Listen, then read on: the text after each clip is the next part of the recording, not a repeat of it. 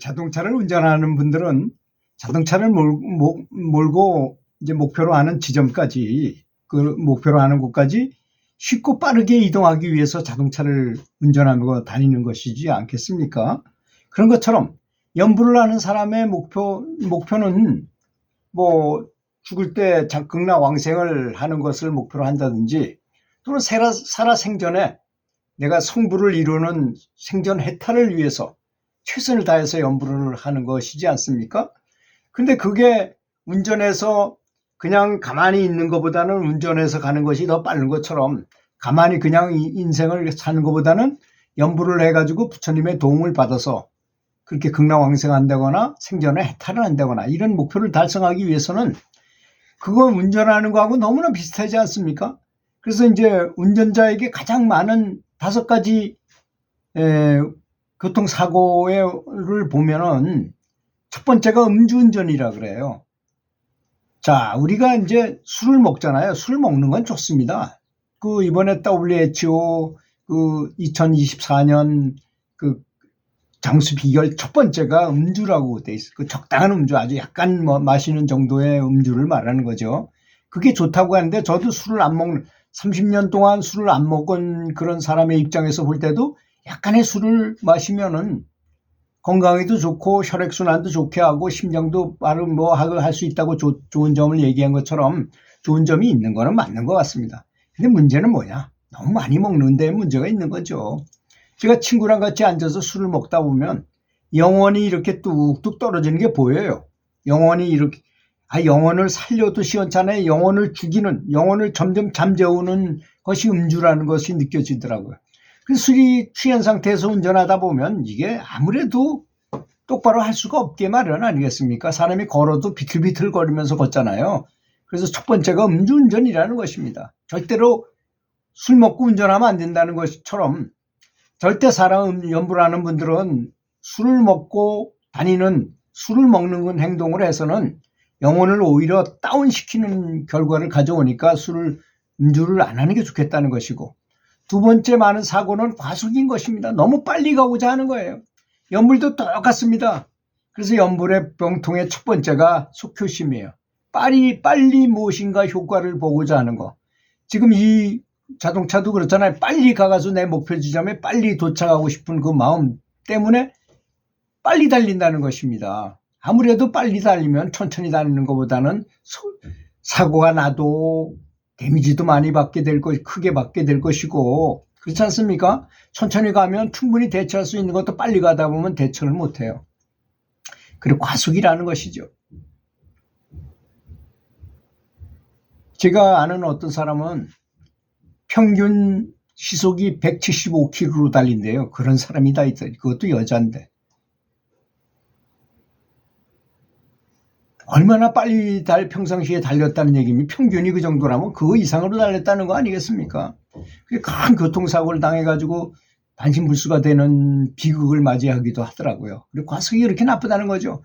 그것처럼 연불도 역시 내가 빨리 연불해가지고 성불하겠다고 마음먹고 연불한다면 거기에 해당하는 마귀가 나타나서 반드시 데미지를 주게 됩니다. 큰 데미지를 받게 되니까 이 점을 각별히 유념해야 된다는 것입니다. 그러니까 적당히 그 부처님이 말씀하신 대로 기타 줄 맞추듯이, 검은 곳 줄 맞추듯이 조율이 잘 돼야지 너무 지나치게 땡기면 안 된다는 걸 말하는 것이죠. 운전도 똑같은 거고 수행도 똑같은 걸 말하는 것이고, 세 번째는 날씨 관련 사고가 일어난다는 것입니다. 그렇잖아요. 사람이 살다 보면 위험한 때도 있고 편안할 때도 있고 항상 이렇잖아요. 이렇게 웨이브가 많은 것이 인생이잖아요. 날씨도, 우리 살아가는데 자동차 운전하는 날씨도 그렇습니다. 어떤 날은 비가 오고 어떤 날은 눈이 오고 어떤 날은 강풍이 몰아치고. 저도 얼마 전에 출장 갔다 오다가 터널을 지나고 한 100m쯤 지났는데 거기서 차가 비가 왔는데요. 조금 빨리 달렸죠. 사실 한 110km 정도 달린 것 같아요. 그때 5바퀴를 도르고 그냥 탁 앞으로 처박혔어요. 단지 전복되지는 않았지만. 그런데 그때 제가 느낀 게 뭐냐, 눈길에 미끄러지는 것보다 더 위험하더라고요. 빗길에 미끄러져 보니까.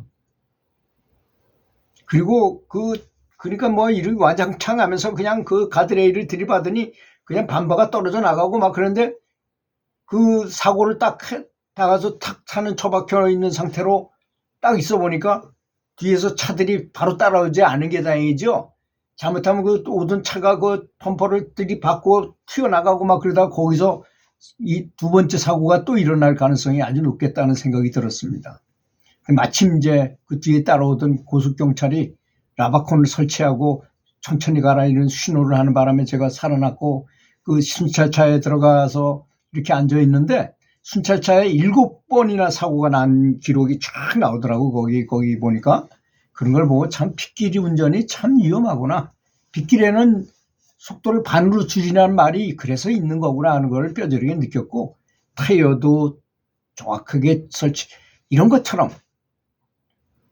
눈길에도 또 스노우 타이어를 끼워야 되고 뭐 여러 가지 그런 안전 지침이 있잖아요.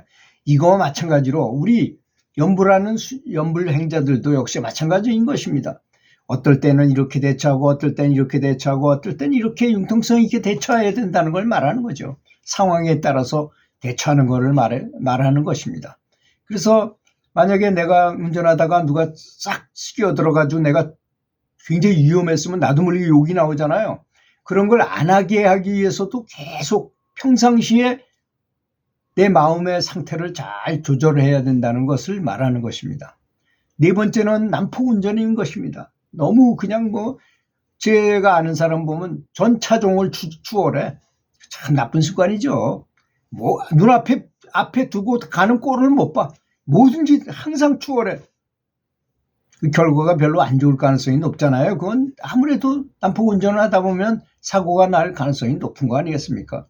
이 연불에서도 마찬가지입니다. 난폭하게 너무 지나치게 큰 용맹심을 갖는다고 너무 지나치게 뭐 가족들을 내다보지도 않고 그냥 무조건 연불에만 매진한다고 좋은 것이 아니라는 것입니다. 다섯 번째는 주의 산만입니다. 특히 휴대폰을 보다가 사고 나는 경우가 엄청나게 많아요. 전방을 주시해야 되는데도 불구하고 엉뚱한 보고 있으니 사고가 날 가능성이 높죠. 연불도 마찬가지 아니겠습니까? 연불을 하긴 하는데 마음은 딴 데가 있으면 그게 연불이 꼴이 되겠습니까? 제대로 된 연불이겠습니까? 연불이라는 건 부처님을 생각한다는 뜻이잖아요. 떠올리면서 생각하는 것이 가장 좋은 연불이라는 것이 아니겠습니까? 제가 강조하는 것 중에 연불 중에서는 관상연불이 가장 효과적입니다라고 하는 말씀이 바로 그것인 것입니다. 주의 산만으로 하다가 자동차 운전도 사고가 일어나는 것처럼 연불도 주의 산만, 주의 집중을 안 하고 엉뚱한 행동을 하면서 텔레비 보면서 연불을 한다거나 텔레비 보면서 연불할 수 있어요. 충분히 마음을 딱 갖다 붙이고 어떤 위치에다가 딱 집중하는 것이 돼 있어서 단이 형성되면 전혀 상관없이 텔레비 아무리 봐도 상관없이 그냥 연불은 연불대로 돌아가게 할 수 있습니다. 그런 경지가 안 돼가지고는 절대로 그런 걸 봐서는 안 되겠죠. 그런 걸 말하는 것입니다. 근데 이제 국민들의 안전을 잘 지키고 아주 행복하게 평화롭게 살게 하기 위해서 야, 자동차 운전이 이렇게 많으니까 이걸 이렇게 해서는 안 되겠구나 해가지고 규칙을 만들어서 경찰서에서 그런 걸 맡아서 하잖아요. 근데 우리는 사고를 미연에 방지하기 위해서 속도를 줄이시오 하면 과속 통지서가 딱 날라오면 화부터 냅니다. 사실은 우리를 위해서 이런 걸 지켜야만 사고를 예방할 수 있습니다. 천천히 다니세요. 이런 뜻이잖아요. 왜 안 지키셨습니까? 이걸 안 지키면 큰 사고가 일어나니까 벌금 부과합니다. 이렇게 계도하는 거 아니겠습니까? 안전벨트 안 맨 것도 마찬가지죠. 안전벨트를 안 맨 상태에서 사고가 나면 사망 가능성이 아주 높지만 안전벨트를 매면 죽지는 않는다는 거죠. 뭐 사소한 다치는 것밖에 없다는 것이죠. 그래서 빨리 달릴 만한 곳에는 과속 단속기를 갖다가 부착해 놓고 천천히 가게 만드는 것이고 또 사고 날 때 안전을 위해서 안전벨트를 매게 만들고 또 천천히 가시오. 여러 가지 이런 안전장치를 취하고 지키도록 하는 것이잖아요. 연불도 마찬가지인 것입니다. 수행에는 더 많은 규칙이 있어요. 사실은 그중에서 아마 가장 큰 규칙이 불살생일 것입니다. 죽이지 않는 것. 한번 생각해 보세요. 연불의 목표는, 가장 중요한 목표는 자비심을 실천하고 자비로운 사람, 원래 사람의 본성이 자비심이기 때문에 자비심을 깨우치기 위해서 우리는 연불을 하는 것입니다. 따지고 보면. 그런데 자비는 저 멀리 두고 고기를 먹는다거나 죽인다거나, 또 살생의 넓은 의미에서 보면 다른 사람을 괴롭히거나 험담을 하거나 다른 사람한테 굉장히 아주 쓰린 소리를 한다거나, 이런 것도 다 살생에 들어간다는 점을 알아야 된다는 것입니다.